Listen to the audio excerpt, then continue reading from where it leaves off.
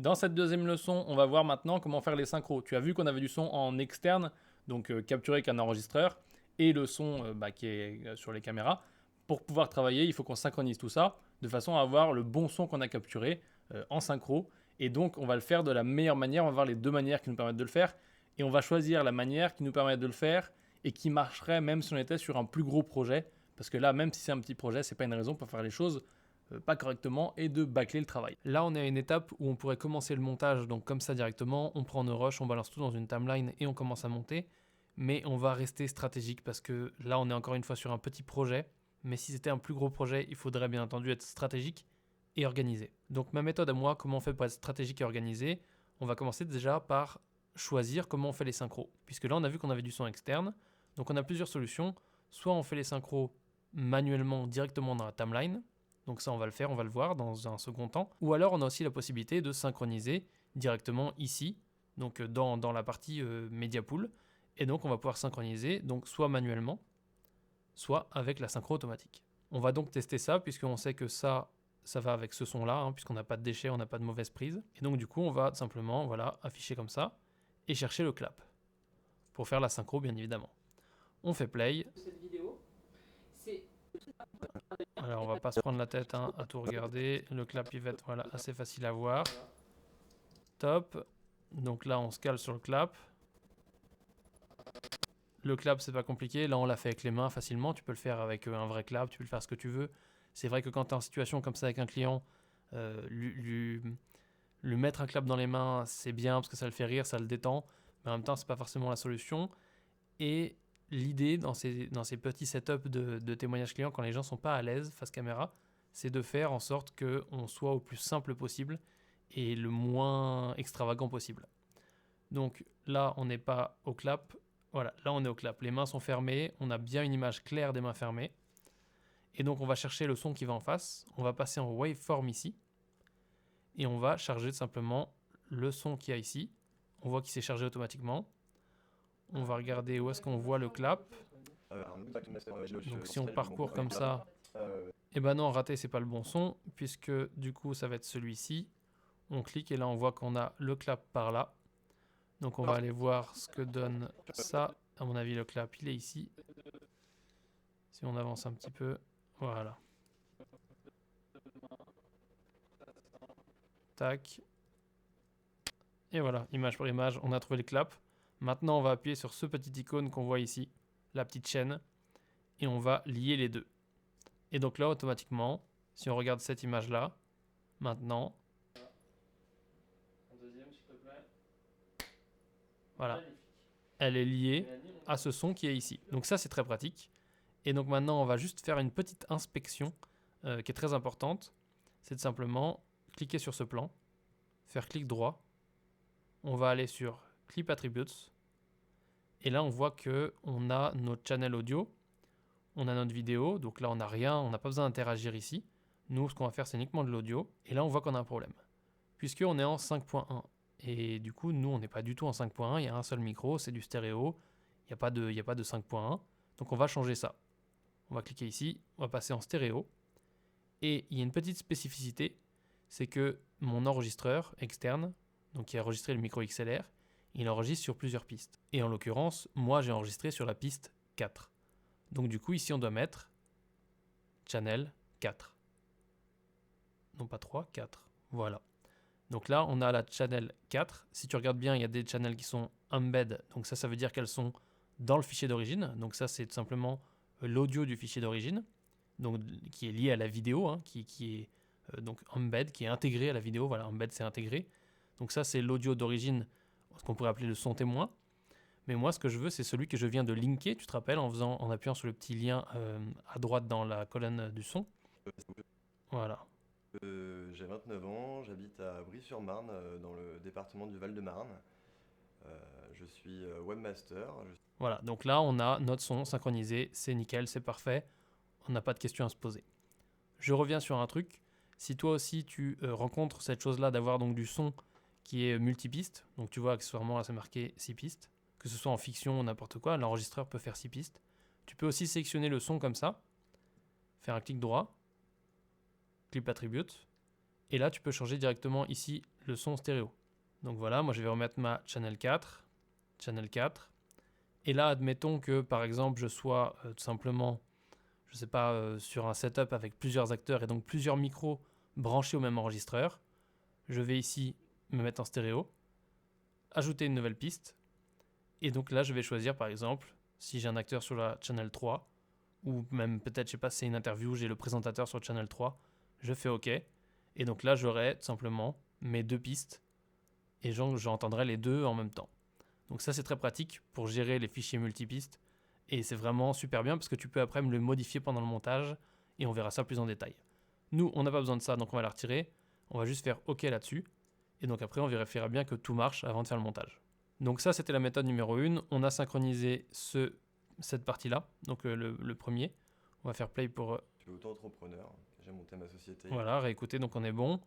Maintenant, ce qu'on peut faire, c'est tout simplement cliquer ici et aller activer les pistes audio. Audio channel ici. Et là, on voit qu'on a bien deux audio channels. Donc c'est très très bien. Si on va dans les metadata ici, donc on active metadata, on va désactiver audio pour l'instant. On va voir que tout simplement quand on descend, on a donc plein d'infos. On a nos audio channels, il y en a deux ici. On voit les autres infos sur l'audio ici aussi. Si on continue de descendre, on voit qu'on n'a pas spécialement plus d'informations, mis à part un truc très important, le soundroll. Donc il nous dit en gros, attention, ce fichier vidéo, parce que là on a sélectionné le fichier vidéo, est linké à ce son. Donc là on est bien sûr que le 6747 qu'on peut voir ici, il est lié donc à ce fichier vidéo. Donc là c'est OK, on peut valider. On va mettre un petit drapeau ici, donc flag, simplement pour voir que celle-ci on l'a déjà faite dans les différentes méthodes. Le flag apparaît ici. On va ranger le metadata et on va se remettre en mode audio. Bien sûr, on peut plier audio pour pouvoir avoir plus de visibilité. Et donc maintenant, ce qu'on va faire, c'est qu'on va essayer, comme on a du son témoin, de faire une synchro grâce au waveform. Donc en gros, il va comparer le son ici et le son ici, et il va essayer de les faire correspondre et de faire la synchro. Donc en théorie, la 48 devrait correspondre à la 2. On les sélectionne toutes les deux. On fait un clic droit, et là on va faire autosync audio, et on peut faire basé sur le timecode. Ça c'est très bien si on avait un générateur de timecode qui a synchronisé notre enregistreur et notre caméra, ce qui n'est pas le cas. Donc là, on va utiliser à la place les waveforms, donc l'analyse des ondes audio, de façon à faire la synchro. On clique là-dessus, il analyse.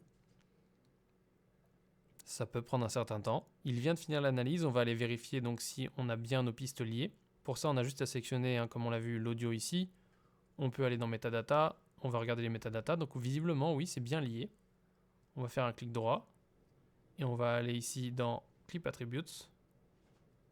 On voit nos audios, c'est bien le channel 4, c'est bien les channels liés, donc c'est bon, notre synchro s'est fait toute seule. On va valider ça, on va mettre un petit drapeau vert. Et maintenant, on va aller faire la dernière synchro, la dernière méthode sur la timeline directement. Donc on va passer ici en mode edit. On retrouve automatiquement notre media pool ici, avec nos drapeaux, etc. Donc notre organisation. Et on va prendre simplement les derniers ici, qu'on voit en couleur. Très pratique d'avoir sélectionné les couleurs et d'avoir pris le temps de faire ça. On va les mettre sur notre timeline. Je remets la timeline à la bonne taille en appuyant sur R. Donc ça c'est mes raccourcis. Je vois que ici j'ai bien mes ondes audio parce que quand je vais là, je les ai activées ici, les ondes. Très bien, on les voit. Alors attention, quand tu les actives, elles peuvent mettre du temps à se générer. Parce que ça c'est des choses qui sont générées avec les caches. Donc il faut que ton chemin de cache qu'on a vu précédemment soit bien renseigné, que le disque soit bon, que DaVinci puisse écrire dessus. Et donc du coup, il faut voilà, après appuyer sur ce petit bouton. Et après ici, tu as d'autres réglages de timeline qu'on verra plus tard. On va ranger ça. On voit qu'ici, il n'a pas encore généré mes waveforms. Donc on va faire 100 pour l'instant. Voilà, pile poil, ça arrive au bon moment. Et maintenant, ce qu'on va faire, c'est qu'on va prendre les derniers fichiers ici. Donc le 48, on l'a déjà. Et on va les mettre sur la timeline pour pouvoir aller synchroniser donc directement à la main dans la timeline. Ce qui peut être assez pratique quand on veut bosser rapidement. Là, toutes mes waveforms sont affichées, donc c'est très très bien. Je vais décaler ça et je vais te montrer la synchro sur un seul truc, parce qu'on on va pas tous les faire. Mais je te montre la procédure sur un seul. Donc là, je vois mon clap. C'est pour ça que c'est important de faire un clap parce que en général, ça sature. Et tu vois qu'il y a très peu d'autres choses qui saturent comme le clap. Donc les waveforms aussi, c'est pour ça que c'est important pour te repérer. Donc là, j'ai mon clap. J'avance image par image, très bien. Je vais déplacer ça. Là, je zoome encore. Je vais déplacer ça. Et là, je vais faire image par image. Et quand il a les mains fermées, je dois entendre la première image du clap sonore. J'avance. Là, je suis censé entendre le clap. Donc, j'avance encore. Voilà. Là, on est bon. Puisqu'on entend la synchro. Et ce qui compte, c'est visuellement ici que ce soit juste. Ce qui est ici, on voit qu'ils ne sont pas alignés. Mais ça, c'est pas ce qui compte. Parce que ça, c'est de la prévisualisation du logiciel. Et on ne peut pas se fier au logiciel. Parce que ça, c'est de l'affichage qui est pas aussi vrai que ce qu'on va avoir comme résultat, puisque notre spectateur à nous, il va voir ce résultat-là. Donc maintenant que tu as fait ça, tu peux le laisser comme ça. Bien sûr, ce que tu dois faire, c'est absolument couper la piste donc, ici.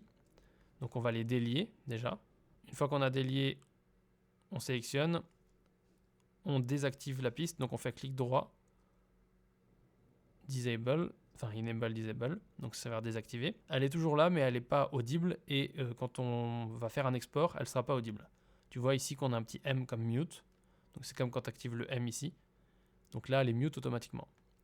Maintenant, la piste qui est en dessous, on peut la remettre à la bonne taille, on peut voilà, faire notre petites affaires. On peut bien sûr remettre à la bonne taille ici aussi, parce que comme ils ne sont pas déclenchés en même temps, il y a un peu de différence. Maintenant qu'on a fait cette synchro, pour finir et sécuriser au maximum cette synchro qu'on a fait directement dans la timeline, ce qui n'est pas la meilleure solution, on va faire tout simplement un link de façon à faire croire à DaVinci, du moins à ce que lui il prenne en compte cette piste-là, audio, comme faisant partie à l'origine de ce fichier. C'est-à-dire que par exemple, là tu vois qu'il y a un petit icône de lien et il est aussi ici. Si je décale ça, tu vois qu'il me met que j'ai un décalage. Donc ça c'est très pratique si tu fais une connerie sur ta timeline, ça te permet de te repérer et de voir que hop, tu peux revenir au bon endroit. Maintenant, nous ce qu'on veut c'est que ce fichier-là il soit linké à celui-ci. Donc on va tous les sélectionner, on fait un clic droit et on fait Link Clips. Et là tu vois que lui aussi il a un petit lien et quand je le décale, il me met les infos ici, donc je sais que je dois le redécaler de 1.07.04 pour qu'il soit pile poil synchro. Je te remercie d'avoir regardé cette leçon. Maintenant que tu l'as terminée, tu peux la noter en haut à droite à l'aide des petites étoiles. Tu peux aussi écrire en commentaire un résumé de ce que tu as compris et bien entendu poser tes questions. Tu peux aussi cliquer sur terminer en bas à gauche pour valider ton avancement.